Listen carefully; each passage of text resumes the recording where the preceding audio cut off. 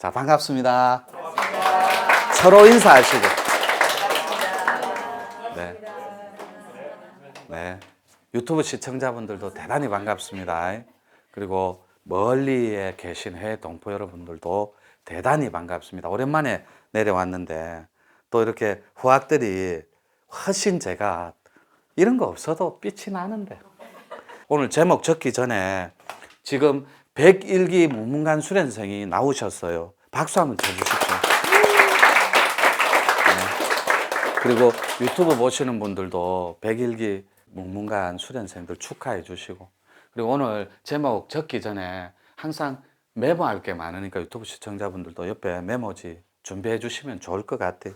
자, 오늘은 제목 자체가 이것이 신인이다 요건데, 요 제목을 적지 않고 요 교재 나눠준 거 그렇게 적지 않고 제 임의로 공부 이렇게 한번 적어 볼게요. 이렇게 공부.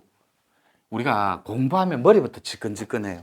그 전에 제가 노래방 버전으로 여러분들한테 인식 속에 무의식 체계에 들어가 있는 패턴 중에 제가 그냥 무작위로 준비됐나요? 이러면 여러분들은 뭐라고 할 거예요? 준비됐어요. 그거 봐요. 가르쳐 주잖아요. 그럼 제가 하나, 둘 이러면 여러분은 셋, 넷만 하는 거예요.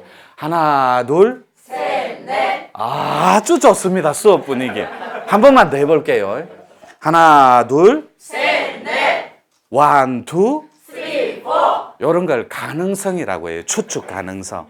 이런 거 요즘 인지심리학자들 그리고 신경뇌 과학자들 다 대세예요. 미리 일어나지도 않는 일을, 미래의 긍정적인 에너지를 추측해서 자기가 앞으로 살아갈 방향성과 그리고 훨씬 더 예쁘게 건강하고 가치 있게 살기 위해서 효율성 면에서 먼저 미리 데이터를 알고 그걸 모듈이라고 해요. 그 자체를 알고 공부하는 걸 요 개념으로 정리하겠습니다. 오늘은 이 본체, 우리가 종교, 진리, 도 이런 말은 많이 하는데 그 근본적인 텍스트 자체가 이 완전하게 비어있는 이 허공의 개념을 말해요. 그러니까 앞으로는 요거를 저하고 공부할 때 아주 많이 대하고 아주 많이 접하게 될 거예요. 유튜브 시청자분들도. 본체는, 즉 생명은, 조아주 하나님은 본질이 텅 비었다더라. 그걸 순수하게 완전한 진리를 그 자체라고 하더라. 요렇게 정리해버리면 됩니다. 그래서 부처님 자리도 완벽한 퍼펙트한 음이에요. 음은 생명이고 본질입니다. 하나님 자리예요.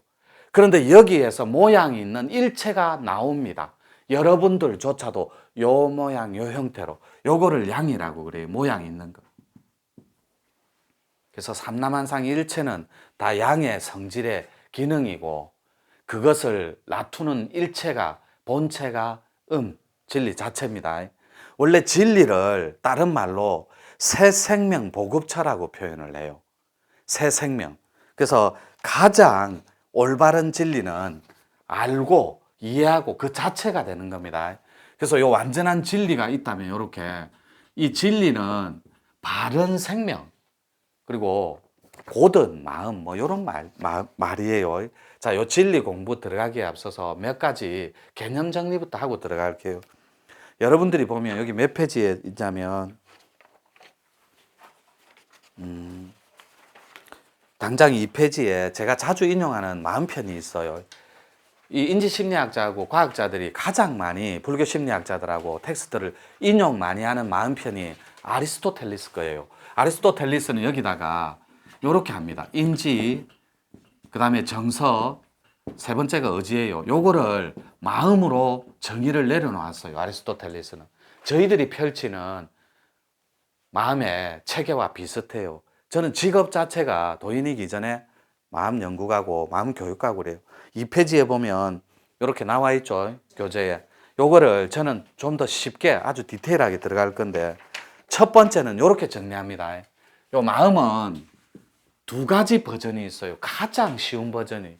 근데 이 쉬운 표현 중에 하나가 이렇게 생각과 느낌을 이렇게 표현하는 겁니다. 아리스토텔레스가.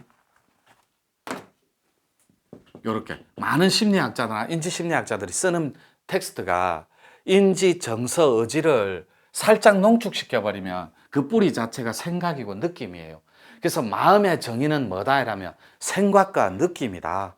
요런 거를 디테일하게 들어가려니까 굳이 말로 표현하려니까 첫 번째 버전, 두 번째 버전이 디테일하게 펼쳐지는 거예요. 첫 번째가 요렇게 마음은 요렇게 삶의 체험이 마음이에요. 즉 여러분들이 경험하고 체험하지 않은 건 여러분 마음자리가 아닙니다. 절대 될 수 없어요. 그래서 여러분이 체험한 그 일체가 여러분 마음자리입니다. 두 번째가 여러분들의 유전자 복제, 즉 이렇게 DNA에 복제가 있어요. 부모로부터 싫든 좋든 부여받는 텍스트. 그러니까 세포학적으로 유전자에 복제가 있어요. 이거를 요거는 업과 습이 좀 이따 설명 추가로 해드릴게요. 세 번째가 이렇게 환경적인 요구 조건. 요구자는 빼도 좋습니다. 이거는 심리학도들이 쓰는 용어거든. 자, 환경적인 조건이 첫 번째 여러분들한테 가르쳐 줄 수 있는 첫 번째 마음 텍스트예요. 마음은 체험이 없는 마음자리는 없습니다. 이 체험을 바꾸어 이꼬르 경험이라고 해도 상관없어요. 내가 경험하지 않은 건 내 마음자리 안에 있지를 않아요. 예를 들어 볼게요.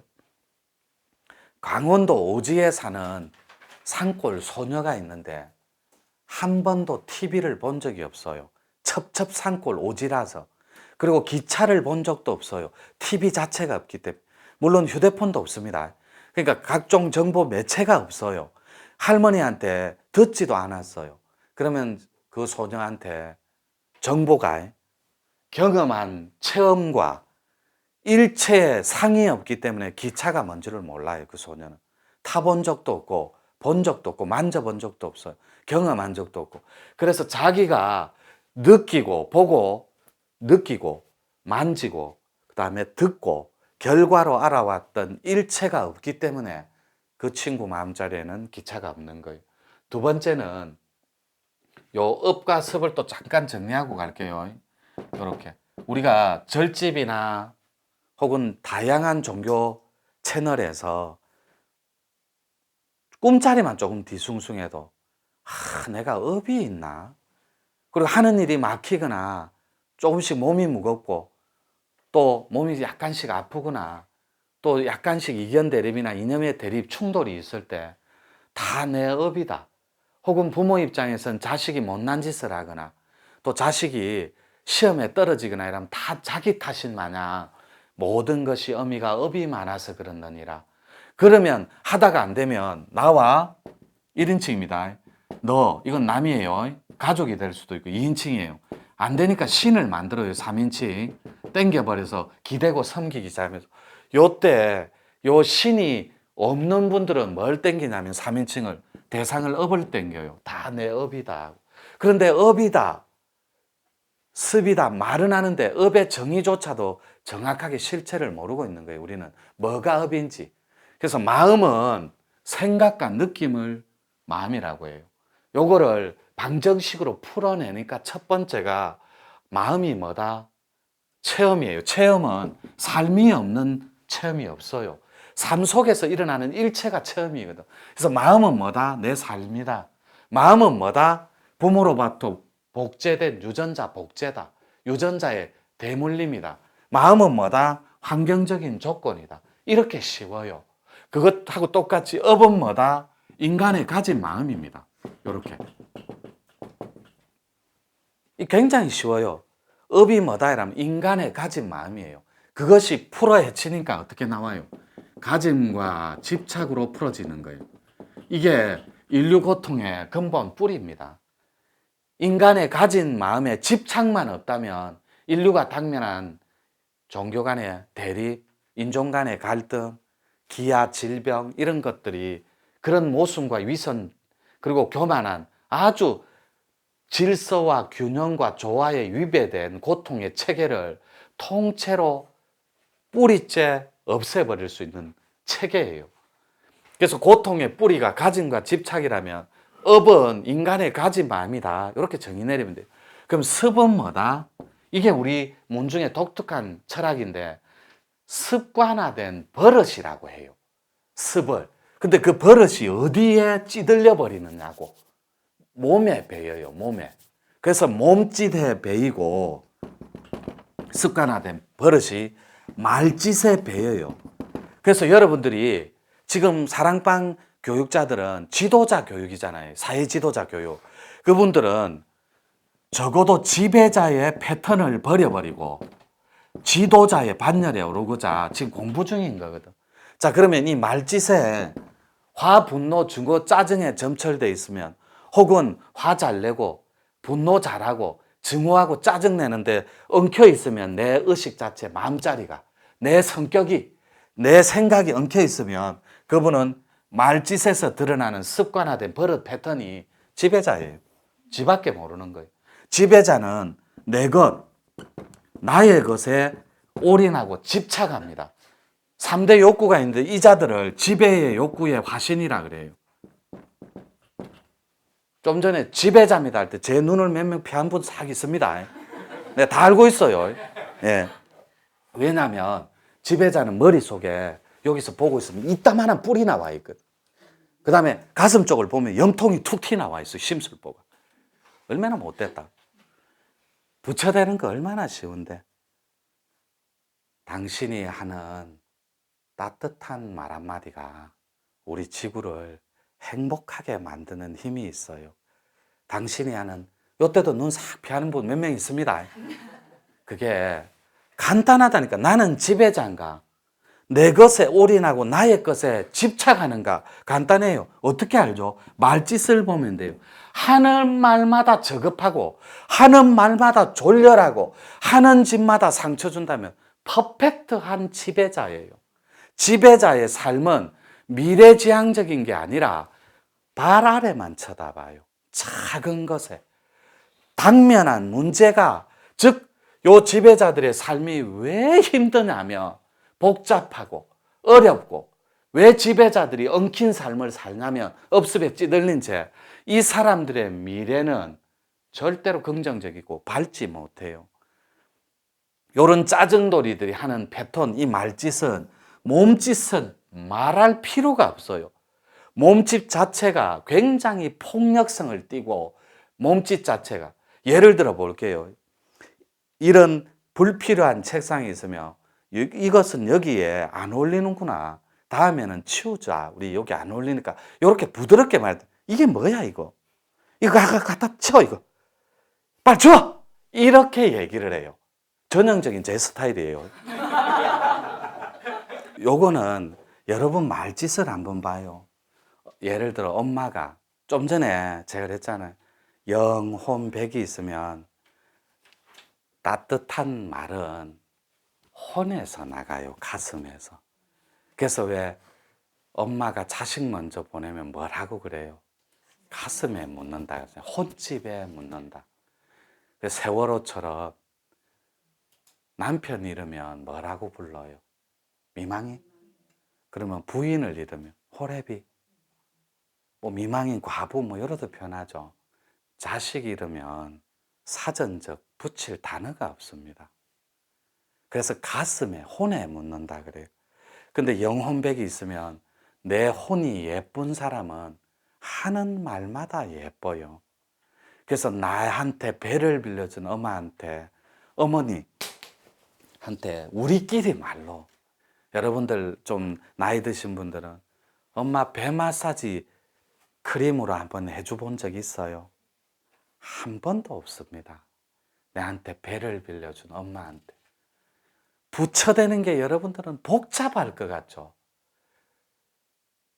오늘도 요 강의 마치면 잠깐 짬나는 시간에 전화해서 잊고 있는 사람, 고마운 사람한테 전화 한 통 하는 게 그게 부처행위라니까. 그리고 마음에 걸려서 늘 앙금처럼 걸려있던 사람한테 먼저 다가가서 제가 생각이 짧았습니다. 제가 부족했습니다. 선생님이 화를 낼 수밖에 없었더군요. 하고 먼저 전화하고 먼저 다가가고, 이게 부처행위라니까. 말짓으로 다 늘어나요. 부처님도 요즘 시대에 등극해봐요. 아줌마는 상대 못합니다. 진짜로. 대승보살, 제가 적어드렸잖아요. 보살님 네 분 한번 적어볼게요. 문수보살, 그 다음에 보현보살, 그죠? 관음보살, 그 다음에 지잔보살. 자, 이제 그 위에 있는 개념으로 시대가 변했잖아요. 퓨전 형태로. 저희들 홍익대보살이 있어요. 홍익보살. 이 홍익보살을 절집 표현으로 대승보살이라고 하거든요. 이렇게. 요 대승보살. 위에 있는 게 무슨 보살이게요? 아무도 못 이겨요. 하나님의 법과 원력도 미치지 못합니다. 오직 그를 이길 수 있는 건 자식밖에 없어요. 그래서 부모들이 자식 못 이긴다. 고마 저주라 그래. 그래서 결국에는 뭐예요? 서열이 하나님 위에 있는 게 자식이에요. 그걸 조절하고 조율하는 게 아주마 성자들이라고. 아주마 성자. 여러분들은 거룩한 아주마 성자 반열에 이미 들었다니까. 자, 요 말짓하다가 내 것 나의 것에 집착하는 패턴을 잠깐 살펴봤어요. 만공부편에. 그러면 요 지배자들이 펼치는 이 말짓에 여러분들이 엉켜있고 포함된다면 일종의 이 습관화된 버릇은 바꿀 필요가 있어. 왜냐하면 요거 때문에 그래. 요거 정리하고 조금 쉴게요. 생명 근원, 정신의 고향인 이 도 자체가 우리의 진리 자체고 우주 본질, 그리고 부처님, 하나님 그 자체라면 이 도가 전달해주는 텍스트는 위대하다 못해 신령스러워요. 왜냐하면 이 도는 모두의 모든 것의 전부인데 여기에는 내가 있고는 갈 수 없는 자리예요. 그래서 업과 습을 해결한 자만이 요 본질적인 고향에 도달할 수 있는데 법에 말로 굳이 하자니 브라만이다, 부처다, 새생명 보급차다, 진리다, 사랑이다 이렇게 표현하는 거예요. 여기는 관념만 바꾸어 버리면 누구나 갈 수 있는 자리예요. 남녀노소. 그런데 이 관념을 바꾸기가 어려운 거예요. 그래서 도가 뭐다? 금방 요거 틀기 전에 너희가 도를 아느냐? 이래 때 제목으로 하려 했잖아요. 도란, 즉 깨달음이란 관념 바꾸기입니다. 그래서 업이 사람의 가진 마음이고 습이 습관화된 버릇이라면 요 습관화된 버릇은 관념입니다. 공골처럼 굳어져 버린 변하지 않는 진실. 그래서 버릇이 돼버린 거예요. 이것을 관념을 바꾸어 버리면, 즉 뒤집어 버리면 누구라도 깨달을 수가 있어요. 그래서 그 깨달음으로 가기 위해서는 여러분들의 가장 많은 비중을 차지하는 이 마음 보따리를 경영하지 않고는 진리 고향, 새 생명 보급처인 이 나라에 못 갑니다. 그래서 마음의 실체를 먼저 알아야 돼요.